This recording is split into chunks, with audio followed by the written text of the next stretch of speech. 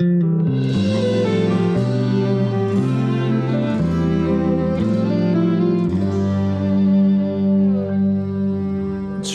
말씀하시면 내가 나가리다. 할렐루야, 성도 여러분 반갑습니다. 김 목사와 함께하는 성경 이야기 시간입니다.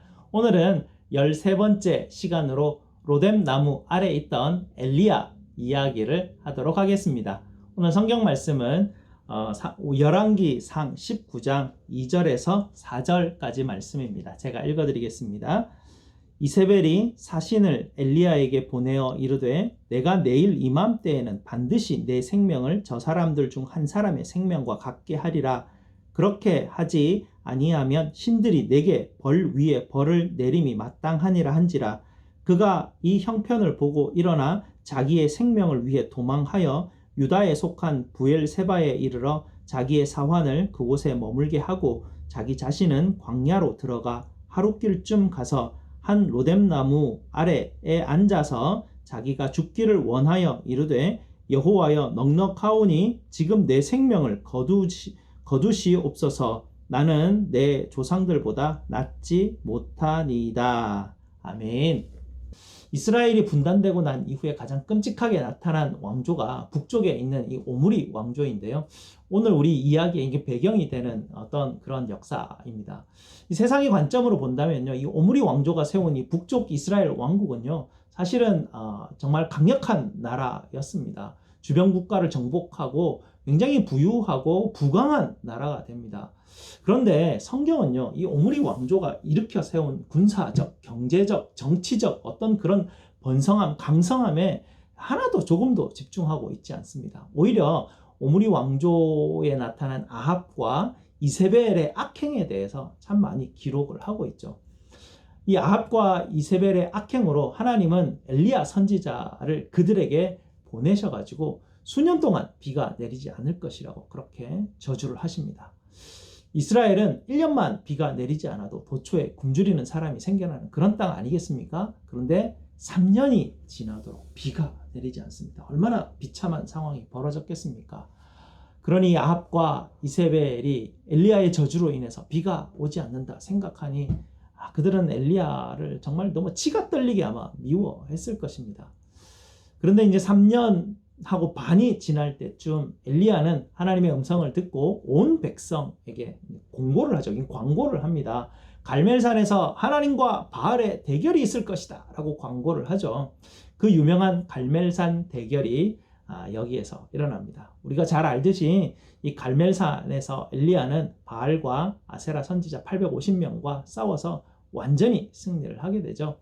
하나님께서 그의 기도에 응답해 주십니다. 그래서 하늘에서 불을 내려서 물을 다 말려버리고 송아지 제물을 완전히 태워서 하나님이 받으시죠. 그리고 하나님께서 비를 내려주십니다. 드디어 다시 비가 오게 되었죠.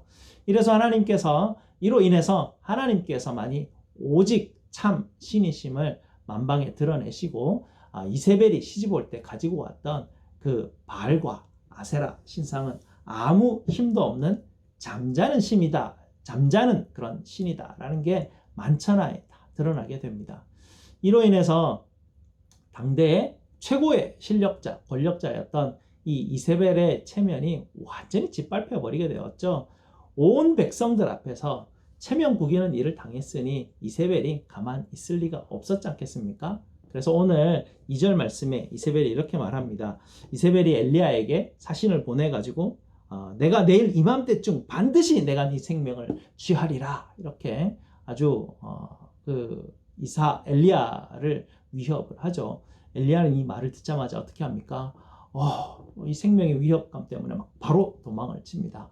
옆에 지도를 보게 되면요, 이 북쪽 사마리아 성을 거쳐서 힘든 산길을 막 내려와가지고 남쪽에 있는 유다 땅 예루살렘을 거쳐서 남쪽에 있는 가장 남방 도시 부엘세바까지 내려오게 됩니다. 아무리 빨리 움직여도요, 일주일이 넘는 아마 여정이었을 것입니다. 자기를 죽이려는 암살단이 자기를 쫓아온다는 것을 알았기 때문에 아마 잠도 자지 못하고 아마 먹지도 못한 상태에서 막 도망만 열심히 막 일주일 이상 걸어서 이 부엘세바까지 도망을 옵니다. 그런데요, 이 부엘세바까지 도망왔으면 그 근처에서 어떻게 피난처를 좀 찾으면 좋겠는데, 이 엘리야가 무슨 생각을 가졌었는지 같이 함께 온 종과 나귀를 부엘세바에 그냥 놓고 혼자서 광야 땅으로 이제 들어가 버리게 됩니다. 여러분, 광야가 어떤 곳이냐면요, 인간이 혼자 살아갈 수 없는 그런 아주 위험한 장소입니다. 돌과 모래밖에 없고요, 뜨거운 바람, 더위와 추위가 생명을 위협하는 그런 장소입니다. 뭐 물과 음식은 찾을 수도 없고요, 밤이면 맹수들이 눈에 불을 켜고 먹이를 찾아다니는 그런 곳입니다. 언제 정갈과 맹독을 가진 뱀에 물려 죽을지 알지 못하는 그런 장소입니다. 무엇보다 가장 위험한 것이 날씨였죠. 한낮에 뜨거운 그 태양이 막 내리비치고요, 태양이 사라지자마자 밤에는 아주 추운 무서운 추위가 찾아오게 됩니다. 하나님께서 이스라엘 백성들을 광야로 인도하셨을 때 하나님의 보호하심이 없었으면 도무지 지나올 수 없는 곳이 바로 광야 아니었겠습니까? 엘리야는 바로 이런 위험한 장소를 그것도 하루길을 더 걸어서 지금 들어가고 있는 그런 상황입니다. 이 부엘사바 남쪽에 있는 네게브라는 이 광야 지역은요, 광야 중에서도 가장 극한의 땅이라고 알려져 있습니다. 한 120도 정도를 오르내리는 정말 강렬한 태양과 뜨거운 바람, 무서운 맹수, 뭐 이런 장소가 있는 데를 왜 엘리야는 지금 하루길을 더 걸어 들어왔겠습니까? 아무리 봐도 이 부엘세바 남쪽에 위치하고 있는 이 사막 광야 지역은 엘리야에게 뭐 도망갈 장소도 아니고요, 피난처가 되어 줄 수도 없는 그런 장소입니다. 엘리야가 광야 하루길을 걸어가는데 로뎀나무가 보여서 그 아래 앉았습니다. 여러분, 로뎀나무 많이 들어보셨죠? 로뎀나무라면 굉장히 뭔가 우리에게 안식을 주고 평안을 주는 그런 느낌을 주는 그런 나무인데요. 사실은 광야에서 뜨거운 태양의 빛을 피하려면요, 옆에 그림에 보이신 것과 같이 이 시띠나무를 찾아서 그 아래에서 쉬어야 됩니다. 그런데 엘리야는 로뎀나무를 찾습니다. 옆에 그림을 보십시오. 로뎀나무는요, 이 뜨거운 태양빛을 피할 수 있는 그런 나무가 아닙니다. 뭐 나무라기보다는요, 그저 뭐 덤불이죠. 덤불 같은 것입니다. 엘리야가 이 로뎀나무 아래 앉아서 지금 뭐라고 기도하고 있습니까? 하나님, 저를 죽여주십시오 라고 뭐 이렇게 기도하고 있습니다. 지금 기도하는 상황이요, 내가 지금 너무 지쳐서 너무 힘들어서 정말 죽는 것 같습니다, 죽을 것 같습니다 라고 이렇게 떼쓰는 그런 게 아닌 그런 어떤 상황이 아닙니다. 엘리야가 뭐 살려고 했으면 광야로 들어오지 않았을 것입니다. 광야가 조금 전에도 말씀드렸듯이 이 엘리야에게 피난처가 될 수 있는 그런 장소가 아닙니다.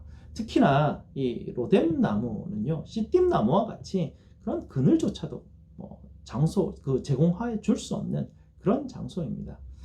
무슨 이유인지 알지는 못하지만 이 엘리야는 이세벨에게 쫓기면서 자기 자신을 돌아보니까 막 너무 한심해 보였을 것 같고요, 어디를 가도 그녀가 보낸 이 암살단을 아마 피할 수 없었을 거라는 것을 그가 잘 알았기 때문일 수도 있습니다. 그래서 그는 여기까지 와서 하나님께 죽여달라고 지금 그렇게 요청하고 있는 것입니다.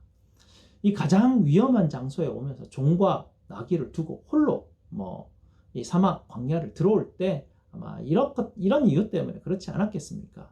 지금 얼굴만 가릴 정도의 이 덤불과 같은 그런 로뎀나무 아래 앉아서 지금 죽여주십시오 라고 그러고 있습니다. 지금 눈을 감으면 일어나지 못한다는 걸 아마 그가 알았을 것입니다. 스스로 생을 아마 마감할 그런 의도를 지금 가지고 있는 것 같습니다. 눈을 감으면 이 광야의 뜨거운 태양 아래서 독뱀이나 정갈이나 맹수에 물려서 아마 죽게 될 것이다, 아마 그렇게 충분히 생각했을 것입니다. 며칠 동안 도망하느라 아마 잠도 자지 못하여 너무 피곤해서 정신을 잃고 아마 쓰러졌겠죠. 한참을 아마 그곳에 누워 있었을 것입니다. 꿈을 꾸었을지도 모르겠습니다. 갑자기 너무나 맛있는 냄새가 나는 것이죠. 그런데 정신을 차려보니까 분명히 그가 로뎀나무 아래서 제대로 그늘도 만들어 못한 곳에 누워 있었는데, 일어나 보니까 시띠나무보다 더 큰 그늘이 자기를 이렇게 막 가리고 있는 그런 것을 보게 됩니다. 그리고 누군가 부드러운 음성으로 그에게 말을 해줍니다. 엘리야야, 일어나라. 그리고 불에 구운 떡을 좀 먹으렴 하고 이렇게 말을 해줍니다. 뜨거운 광야, 태양에 노출된 이 돌이 뜨거운 화덕처럼 달아 올라와 있는 그런 상태에서 그 위에 아마 구운 떡 냄새가 나는 그런 상황이었을 것 같습니다. 죽어가는 엘리야에게 그 떡 냄새는 생명의 냄새였을 것입니다. 하나님이 보내신 천사는 로뎀 나무로는 가릴 수 없는 그 태양을 완전히 다 가려서 이 엘리야를 보호해주고 시원한 그늘을 만들어 주었습니다.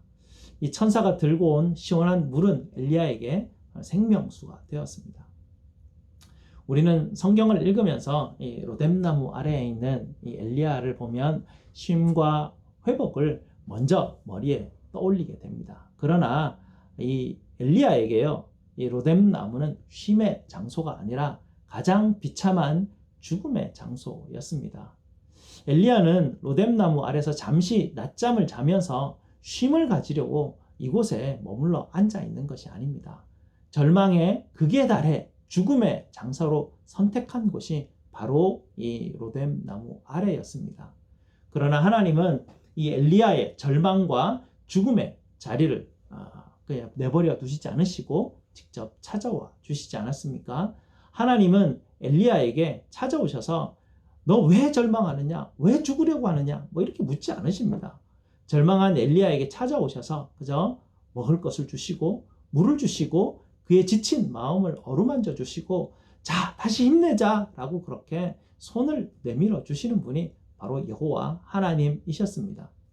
이 생의 가장 마지막 끝자락에 있었던 엘리야에게 하나님이 바로 그에게 생명이 되어 주시고 그의 보호자 되어 주시고 그의 안식이 되어 주셨습니다.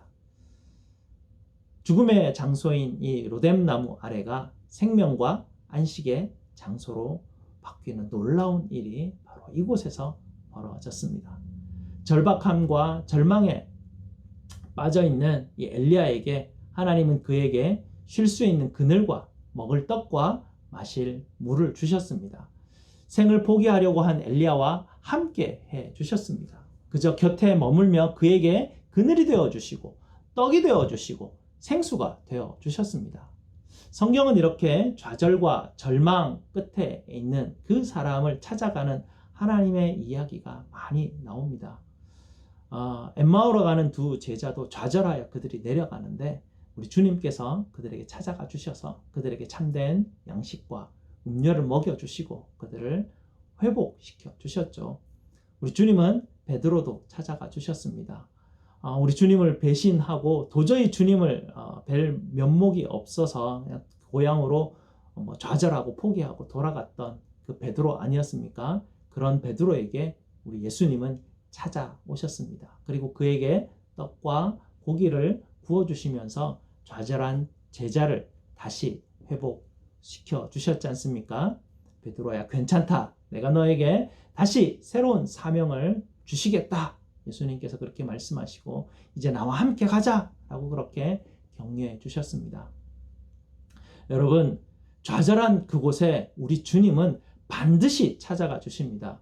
여러분이 어떤 실패와 좌절을 하셨을지라도 우리 주님은 여러분을 반드시 찾아가셔서 아무것도 묻지 않으시고 여러분의 그늘 되어 주시고 여러분의 떡이 되어 주시고 여러분의 생수가 되어 주시는 분이 바로 우리 주님이십니다.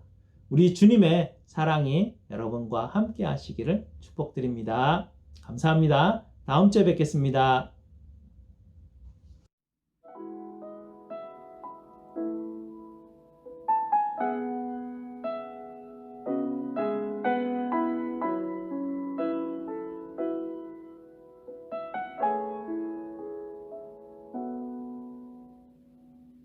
이 세상을 살아가는 동안에 나의 힘을 의지할